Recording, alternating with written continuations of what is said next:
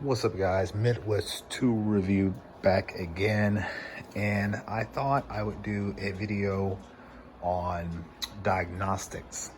So as a DIYer, diagnostics, doing diag work is difficult, right? Because there's tricks and there's techniques and things of that nature that you have to learn, and if you don't do them right or understand how to use the equipment, you can cause more damage than good. So I've been reaching out to various mechanics to try to get some tips and stuff like that. And the reason is because I took my OBS Chevy to about a 2.5 hour drive the other day and back. So about 5 hour total trip. And as of today and yesterday of today, I can't get it to start. I don't have spark at I have power coming into the distributor, but I don't have power going out of the distributor to the plugs and so on and so forth. So trying to figure out that situation and remedy that. Already replaced the distributor cap, got to replace the rotor tomorrow, and then so on and so forth. But we're going through this process of diagnosis in order to figure out what it is. And so I thought, you know what, I'll do a video on diag work. So as a DIYer, someone asked me, what do you have? And I'll show you guys what I've got. So for diag work, primarily what I have is if it's a battery related issue, I just simply have this battery tester. This is a Blue Point battery tester. Nothing spectacular. You can use a voltmeter, ohm meter, multimeter, whatever you want to call it. You can use one of those to check your voltage in your battery, but I just hook this bad boy up there, and it does just fine. I look, for battery replacement is fairly simple. For running codes, if I have a check engine light on or something like that, even if I want to get some live data, this Innova 3100 is my go-to tool. This is what I use. I used to have something a little bit more complex, but I've sold it off since then, and this kind of is my go-to at the moment. If I need something a little bit more detail, I can get my Matco guy. He has a scanner on board. I can borrow that scanner. I can use that, and then I'm good to go. But for most, running your basic codes, getting some live data, this Innova 3100 is my go-to for that. I've done a lot of diag work for neighbors who have had check engine lights, and they'll stop by and says, hey, can you throw your code reader in there and let me know what codes I'm pulling? Then we'll pull the codes, write down the information, look up the codes, and then that kind of gets them started in the right direction. But for a DIYer, you need to be able to pull codes in your vehicles. If for nothing else, even if you can't fix the problem, being able to let the mechanic know or technician know what codes you pulled, don't erase them, just pull them and look at them, kind of gets you headed down the right path. And they're going to check it and verify it anyway, but it just shows them that you at least done the very minimum to try to figure out what's going on. But if you are fairly mechanic inclined and you want to replace some parts or do some research on your own, having a code reader will allow you to pull the codes, look up the codes, and kind of get started on that process of understanding what's going wrong with your vehicle. And so that's kind of how I use it. Multimeter is the third thing here. I'll just pull that drawer out. And I have a couple different multimeters. And I'll show you here if I can do it with one hand. I should have probably prepped, but this is, being legit. I'm not trying to stage it out and, format out the video. But this is my multimeter. That's a Blue Point. There's your part number there, 503A. And this guy here does everything that I needed to do. You can check DC current, you can AC current, ohms, continuity. You can run data. You can do a little bit of everything on here. The only thing you can't do is check temperature, which is, whatever. Sometimes they'll come with the ability to check temperature, and probably new multimeters even have way more features than that. But this particular one, I guess apparently this was a pretty good multimeter back in the day. But this allows me to check things on my vehicle. So I use this. Just working with the starter, We used this the other day. Also, I was actually had to repair my dryer, believe it or not. My coils went out, so I had to check all of the different connections in there using a continuity feature, which is why it's set. No, actually, no, distributor cap is what I had it set for currently. But I use this for doing some basic repairs around the house. But a multimeter is a must-have diagnostic tool. There's a ton of videos out there you guys can get and watch, and it will teach you how to use a multimeter.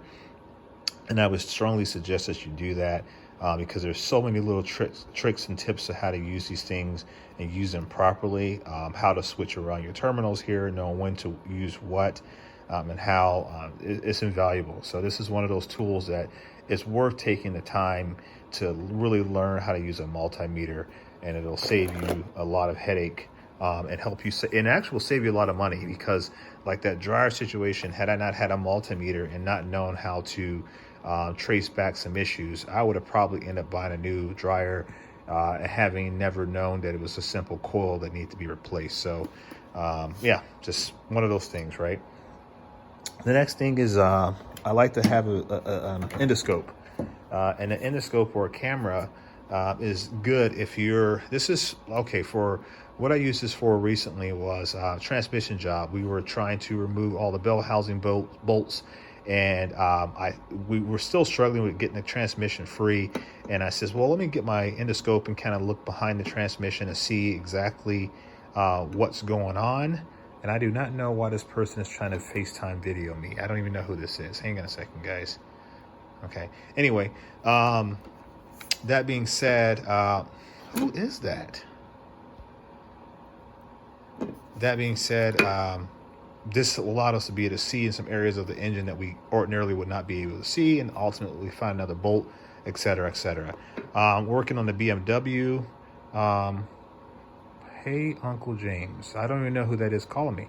Anyway, this also allowed me to check my cylinders on my BMW. I was having some issues with blow-by, potentially blow-by.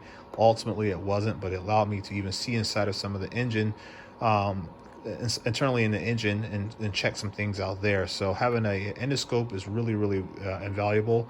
And just being able to have another set of eyes, essentially, and be able to look around the engine in certain areas is awesome. So, oh my goodness, my nephew is calling me, so it is. Okay, I'm not going to stop this video because they're silly kids. So, what else do I have? Oh, test light. Having a test light is key. I had to actually test the power coming into my distributor tonight on my truck. Use a test light for that. This is all sorts of little bitty things you can do with the test light.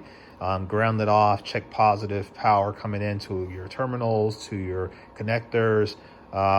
Just having to know how to make sure the power is being generated is one thing you got to learn. But for the most part, you can pick that up pretty easily. And I didn't know how to check the power coming into the distributor. I'm being honest with you. I don't know everything. I have to learn it just like anyone else. Did a couple of videos, showed how it's done. And I watched the video here, and I wish I could remember the channel for the person who it was, but he named off like 8 ways to verify ignition spark in your engine. And I went through each and every one of them, which is why, not minus the endoscope, I used the multimeter. I used a couple other components to try to see what was going on with my engine. I think I got it narrowed down, but not 100% yet. But having these tools at your disposal is key. And I have two of these, and I'm not afraid to pull them out and use them. Also, if I can find it here, I also have a smaller one here. I can do that as well. I can kind of check things out real quick, and using this little guy here as another form of a quick check. Does the same thing as the same thing as this one, the Snap-on here. But you can get any brand. It doesn't matter what brand it is. Just because I have Snap-on doesn't mean you have to have Snap-on too. I don't want to go off with that. Another important component, which is going to sound stupid, but it really is as far as diagnosis, is having a light, guys. You got to have a light. You got to be able to see exactly what you're looking for and what you're trying to inspect. And being able to diagnose problems, you need to have a proper light. Get yourself a good light. is going to be an invaluable tool. And make sure it's got proper battery power. Something that's rechargeable is good. Something that is bright, you know, 200-300 lumens as a minimum is ideal. And that's what I would personally, what I would recommend. Let's see what else. So we covered multimeter, test light, endoscope, battery tester. I know I'm probably forgetting some things. These are basic level DIY wire level diagnostic tools. Those, I guess, are probably gonna be my top. Drew needs me. Okay, I'll call him. Tell him I'll call him in a minute. Those are going to be there. Now my nephew's reaching out to my daughter trying to get me, but those are going to be my basic level diagnostic tools, guys, and that's what I'm going to recommend that you get. I don't think I have anything else. Oh, one last thing, and then I got to get off here and find out what's going on with my nephew. Spark tester. This came in really handy with like I said, with trying to check spark on my truck. If you don't have one of these, get yourself one of these.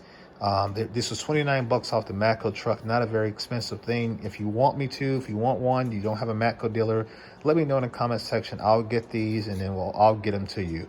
The other thing is a Relay Buddy. I got the Relay Buddy kit as well. I got the Master kit, I think it is. That's another tool I have not used. I'm not going to talk about it yet. But just having some of these basic level diagnostic tools, guys, are key. And I strongly recommend that you guys go out there and get you some of those if you're confident enough to try to do your own diagnostic work. If you're not, don't be upset about it. Don't feel like you're less of a man because you don't know how to do all the diagnostic stuff. That's an area of mechanic work that is really something that should be left up to professionals to do. But it doesn't hurt to know how to do some basic level diagnostic testing for a DIYer, and being able to kind of start the process of understanding how your engine works, how your electronics on your car work, etc. And also being able to you know when you should take something to the shop for a professional to finish up or look at, or if it's something that you yourself can handle and take care of in your own garage. And learn a new skill. So those are my top 5 or 6 tools, 7 tools, whatever, that I recommend for a DIYer for doing diagnostic work. Make sure you guys are following me on Instagram, Midwest_tool_review. Make sure that you guys are subscribed to the channel. And as always, leave a comment. I always read my comments and try to get back to them. All right, guys. Peace.